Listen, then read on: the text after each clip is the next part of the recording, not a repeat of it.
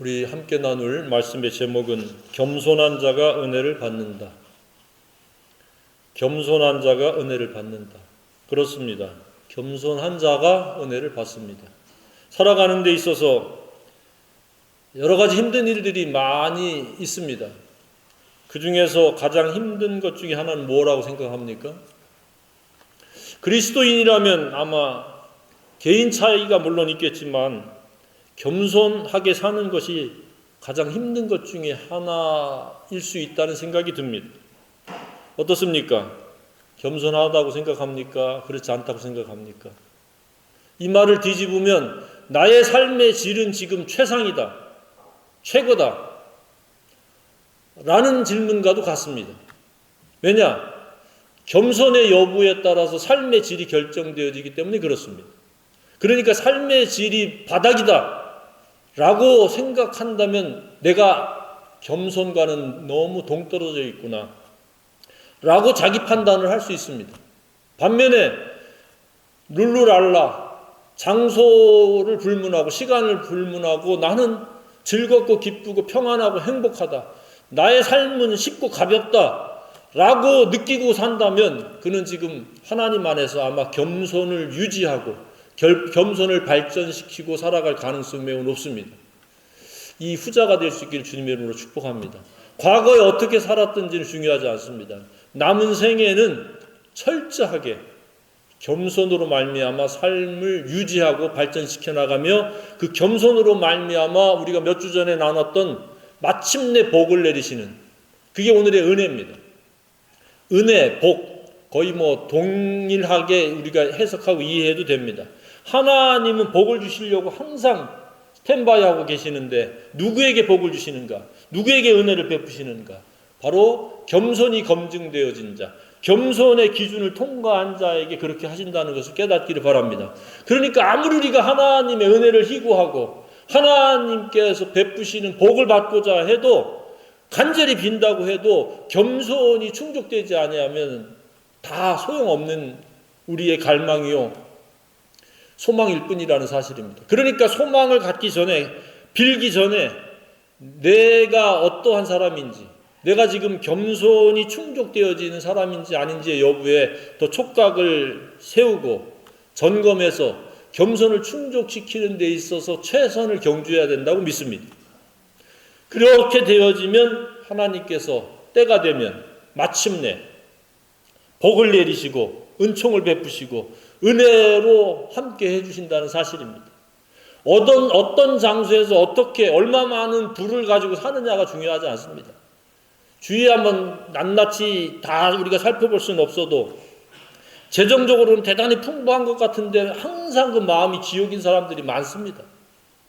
반면에 그렇게 넉넉하지 않는 사람들, 가난한 것도 아니고 부한 것도 아니지만 항상 룰루랄라 행복하게 살아가는 사람들도 있습니다. 그 차이는, 그 원인은 바로 겸손이냐 교만으로 나뉜다는 이야기입니다. 하나님의 은혜는 반드시 겸손해야 받습니다. 교만하면 결코 받을 수 없습니다. 하나님의 은혜는 원한다고 받는 것도 아니고 성경 지식이 풍부하다고 받는 것도 아니고 교회당에 열심히 입출입한다고 받는 것도 아닙니다. 그렇다고 교회당에 느슨하게 나오라는 이야기는 아닙니다. 반드시 겸손해야 받는데 그 겸손은 무엇이냐? 조금 늘려서 설명하면은 내가 회개해야 될 존재다. 나는 무가치한 존재를 뛰어넘어 악하고 더럽고 음란하고 폐역되어진 이기적이고 탐욕적인 존재라고 하는 것을 철저히 뼈저리게 느끼고 회개할 수 있는 자가 진짜 겸손한 자입니다. 그러니까 이 세상에 사는 사람들, 사회적으로 저명하고 유명하고 뛰어난 사람이라 할지라도 그가 하나님 앞에서 회개할 존재라는 것을 깨닫지 못하고 회개하지 않은 사람은 여전히 교만한 채 살아가는 겁니다. 잠시 그가 사회적으로 유명할 뿐이고 사회적으로 특출할 뿐이지 하나님 보시기에는 매우 고약한, 매우 배역한 존재일 뿐입니다. 그래서 회개하는 자가 겸손한 자입니다. 두 번째는 매일매일 단위로 내 스스로에 의해서 살아가는 것은 가장 잘못된 삶이요, 가장 못되고 나쁘게 살아가는 삶의 행태이기 때문에 날마다 자기를 부인하는 거, 자기 십자가를 지고 적극적으로는 말씀과 기도에 의해서 살아가는 자가 겸손한 자입니다. 이쯤 되면 이제 겸손한지 아닌지가 여부가 드러나리라고 생각이 되어집니다. 그러니까 사람들 앞에서 뭐 움츠려들고 위축되어지고 비위를 맞추는 그렇게 겸손이 아닙니다. 내가 무엇던 권위 아래에서 사느냐가 그 사람의 겸손 여부입니다. 그러니까 내 스스로의 생각을 가지고 여전히 살아간다면 난 여전히 교만한 자입니다. 교회 다니는 교만한 자일 수도 있고, 나이든 교만한 자일 수 있고, 젊은 교만한 자일 수도 있습니다. 사람들과 대화하고 교제를 하다 보면 자기 생각에 집착해서 자기 생각을 여전히 가지고 살아가는 사람이 한둘이 아닙니다. 근데 그것이 심각한 교만이라는 것을 자각하고 깨닫지 못한다는 데 있어서의 문제성이 크다는 이야기. 오늘 이 시간 그 스스로 사는 것의 그 교만의 문제성, 그 심각성을 깨닫기를 바랍니다. 철저히 자기를 부인해야 돼요. 예수님이 제자들 따라오고 또 무리들이 따라올 때에 그들에게 요구하셨던 것이 다른 게 아닙니다. 나를 따라오려거든 날마다 자기를 부인하고 자기 십자가를 지고 나를 따를 것이요 그랬습니다. 그러니까 겸손은 인위적으로 각오나 결심이 아니라 나는 몹쓸 놈이요. 나쁜 말과 행실이 도덕과 윤리와 사회적인 예절 교육과 그 교양 교육에 의해서 내가 잠시 절제되어질 뿐이지 내 내면 속에는 나하고 수틀리면은 욕이 나오고 적대감을 갖고 그리고 나보다 못하면 깔보고 나보다 좀 우월하면 열등감 느끼는 게 사람의 본성입니다. 그래서 이러한 나쁘고 악한 것들을 거부해야 됩니다.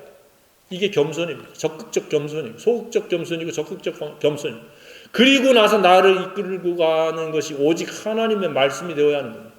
내가 하나님 말씀 때문에 가기도 하고 서기도 하고 자백하기도 하고 하나님의 말씀에 의한 생각이 아닌 것은 어떤 생각일지라도 다 빨리빨리 내려놔야 됩니다. 십자가 어떤 거는 과감하게 즉각적으로 못을 박아야 됩니다. 어떤 것은 잘못된 생각임을 시인하고 자백을 해야 됩니다. 빨리 벗어나야 됩니다. 이게 능동적 겸손이요 적극적 겸손이라고 믿습니다. 그러한 겸손들이 있을 때에 하나님께서는 마침내 은혜를 베푸셔서 그의 삶이 쉽고 가벼울 뿐만 아니라 평안하고 즐겁고 기쁜 삶이 되어지도록 하나님이 이끌어 주신다고 믿으시기 바랍니다. 그러니까 그렇게 살지 못한다는 것은 여전히 내 생각에 의해서 내 교만에 의해서 살아가는 겁니다.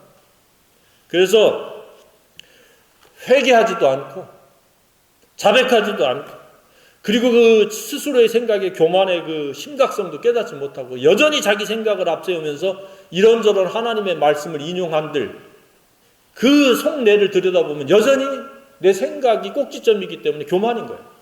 내 생각이 완전히 제거되어질 때 우리는 쉽고 편하고 가벼운 하나님의 은혜 속에서 살아갈 수 있다고 믿습니다. 오늘날 여러 안타까운 사람들이 많이 있습니다. 때로는 저와 여러분일 수도 있습니다. 언제 그렇습니까? 교만해지는 순간에 저와 여러분은 안타까운 대상이 될 수밖에 없습니다. 왜?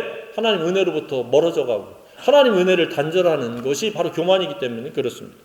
특별히 교회 공동체의 일원으로 살아가면서도 교회에 열심히 봉사도 하고 활동도 하고 그 여러 가지 참여를 하는데도 불구하고 하나님의 은혜를 받지 못한 사람들이 많이 있습니다. 그래서 맨날 불평을 토로하고 불만을 쏟아내면서 많은 사람과 티격태격하면서 그 갈등을 유발시키고 불화를 조성하는 사람들도 많이 있습니다. 왜 그렇습니까? 은혜를 받지 못하니까. 은혜가 경험되지 않으니까. 교회 나가도 낙은 없고 그렇다고 딴 데 가자니 사회적인 욕구를 충족시킬 만한 그런 새로운 환경을 또 찾아가거나 만들 수가 없으니까 그냥 교회는 다니는데 은혜를 받지 못하고 은혜를 끼치지 못하는 경우가 많이 있습니다. 왜요? 교만하니까.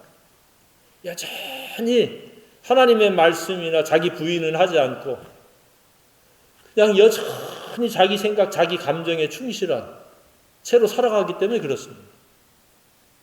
그러니까 하나님의 말씀을 들어도 그냥 귓등으로 듣는 겁니다. 한 귀로 듣고 한 귀로 흐른다는 말이 있지 않습니까? 그렇게 들어가니까 그런 안타까운 존재가 되어지고 비극적인 존재가 되어지는 겁니다. 그러면서 종교 활동은 열심히 합니다. 그게 과거에는 바리새인이었지 않습니까? 오늘날도 현대 바리새인들이 많이 있습니다. 은혜를 누리지 못한 사람들은 정도의 차이지 형식적인 종교적인 그러한 하나의 그 이중적인 위선적인 그런 신자일 수밖에 없습니다.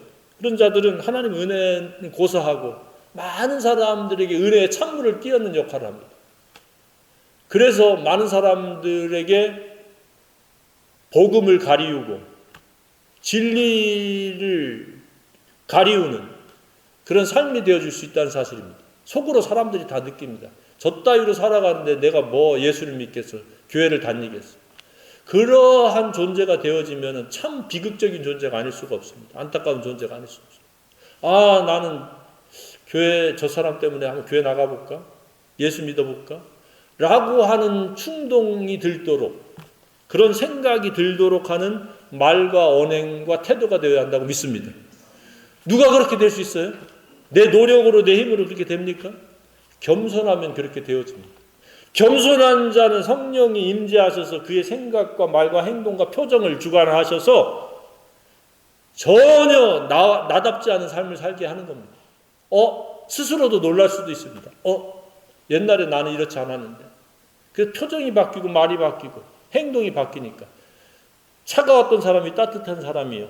배타적이었던 사람이 이타적인 사람으로 바뀌는 거예요. 그리고 자상한 사람이 되고 친절한 사람이 되니까 사람들이 마음이 녹습니다.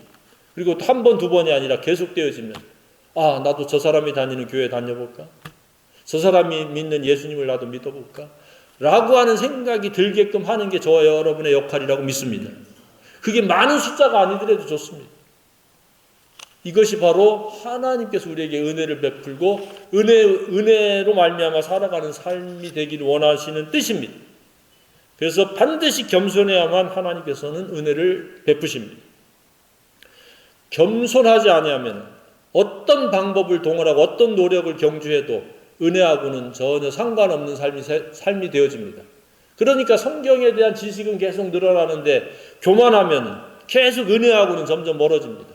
성경 지식이 늘어나는 만큼 그만큼 또 겸손이 뒷받침되어질 수 있기를 간절히 소망합니다.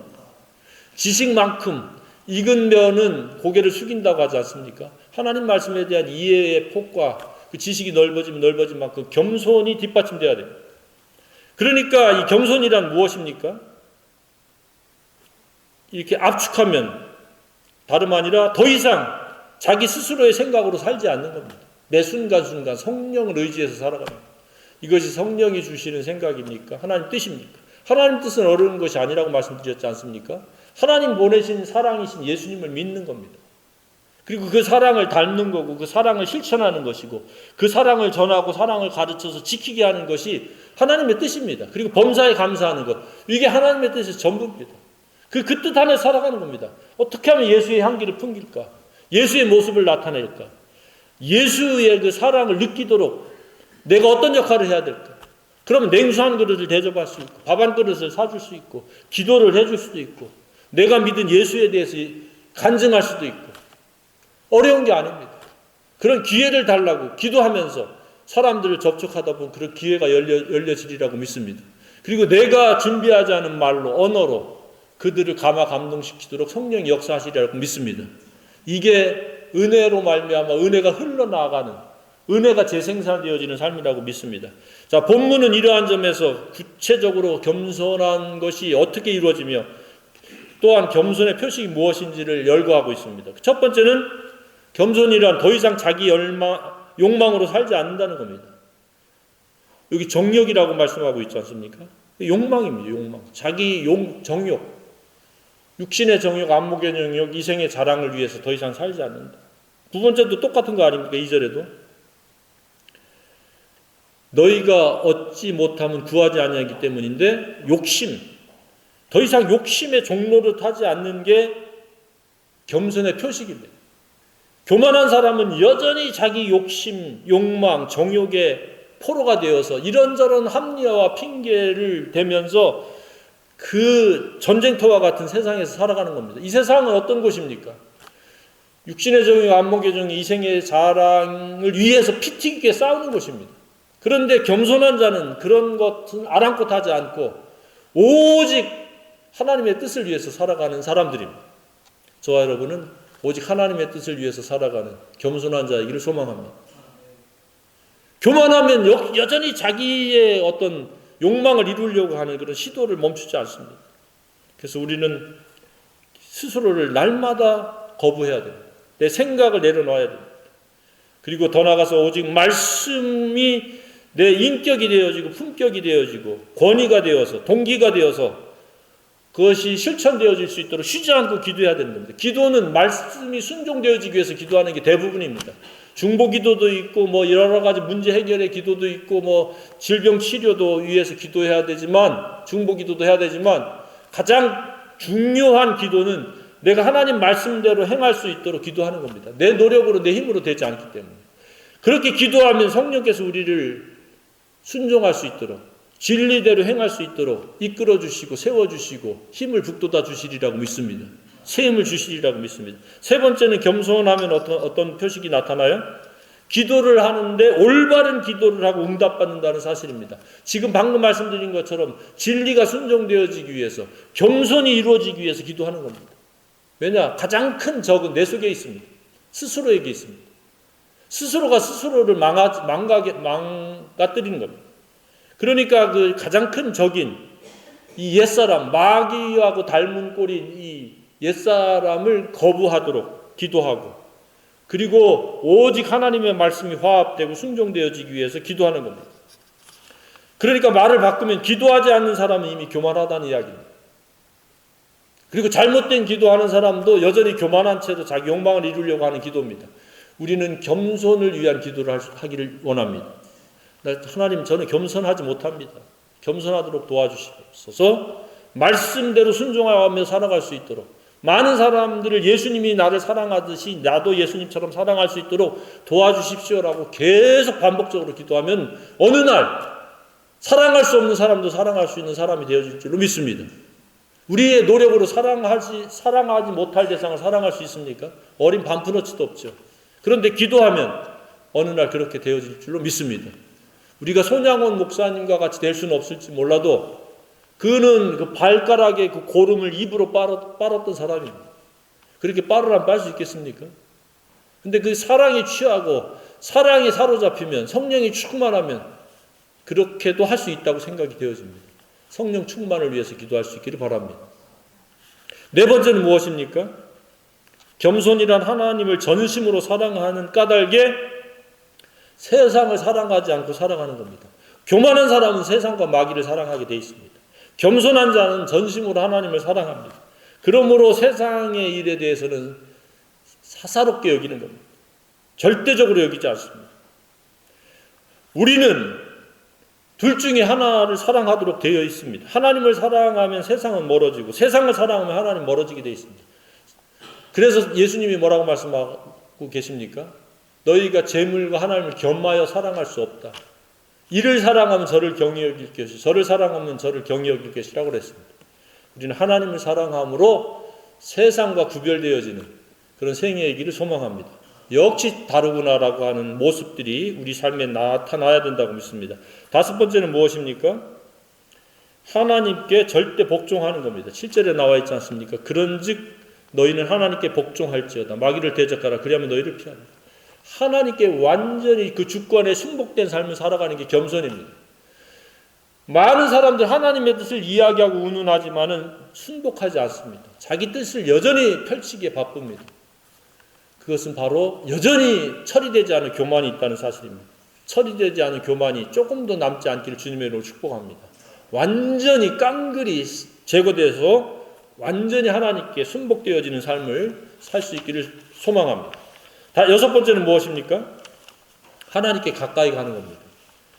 하나님께 순복할 뿐만 아니라 하나님의 주권에 아래서 하나님과 최대한 가까이 완전한 밀접, 완전한 연합을 소망하면서 나아가는 게 겸손한 자들의 목표입니다. 그러므로 어떻게 함으로 내가 하나님께 가까이 다가갈까? 하나님과 나와 완전한 연합을 이루고 동행할까? 이것은 하나님의 뜻입니다. 예수로 죄사함을 받고 임마누엘로 하나님 우리와 함께 계시다고 그랬는데 그 임마누엘이 실제로 내 삶에 이루어지기를 위해서 소망하는 겁니다. 그런데 그렇게 되기 위해서는 겸손이 필요하다는 사실입니다. 교만한 자는 자기 혼자 살기 바쁩니다. 하나님을 배제시킵니다.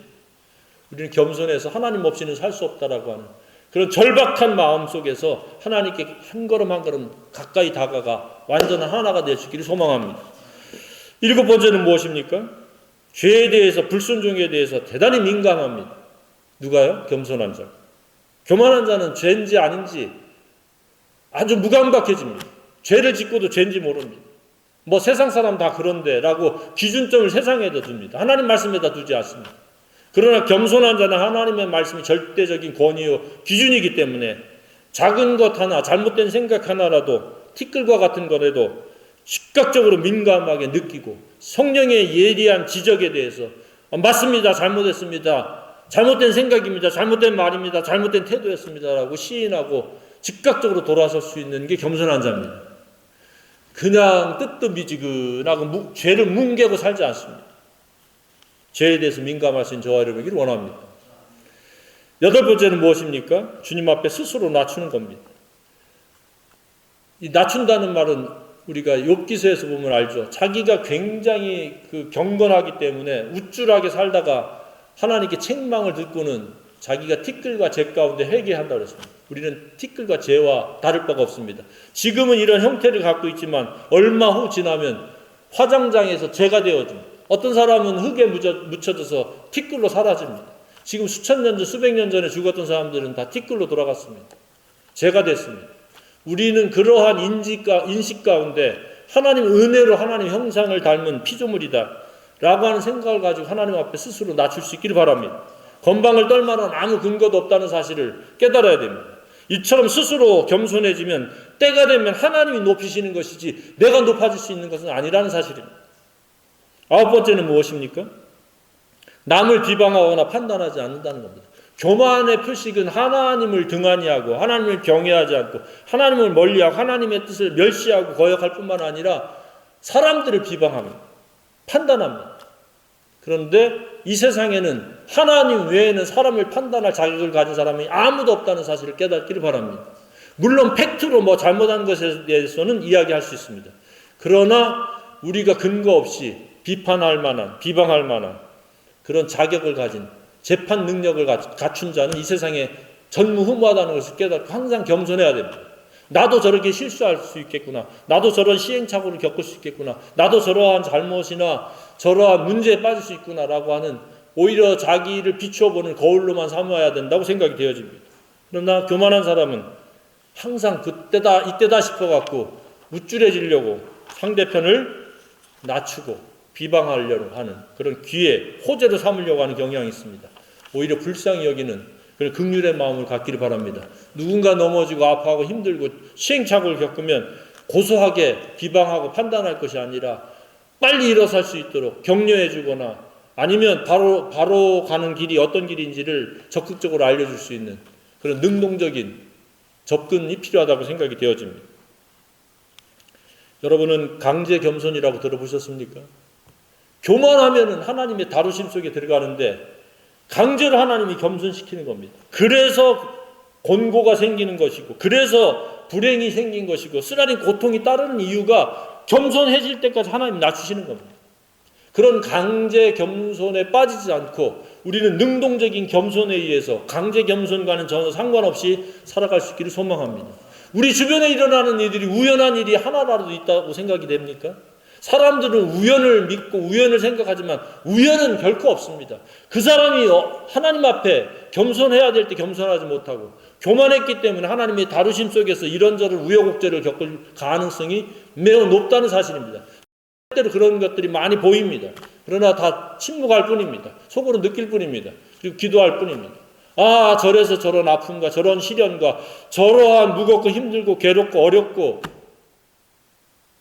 낮아진 불행의 삶을 살아가는구나. 아, 빨리 겸손했으면 예방이 됐었을 텐데 라는 생각을 할 때가 많이 있습니다. 우리는 교만하면 손해입니다. 겸손하면 은혜를 받는 더 비교 불가의 이익이 있습니다. 그런데 이런 이익된 삶을 우리가 추구해야 되지 않겠습니까? 왜 굳이 어렵게 힘들게 괴롭게 무겁게 살아가겠습니까? 우리는 교만을 물리치고 적극적인 능동적인 겸손의 사람이 되기를 소망합니다. 남은 생애가 겸손에 의해서 하나님의 큰 은혜가 늘 경험되어지고 누릴 수 있기를 주님의 이름으로 축복합니다.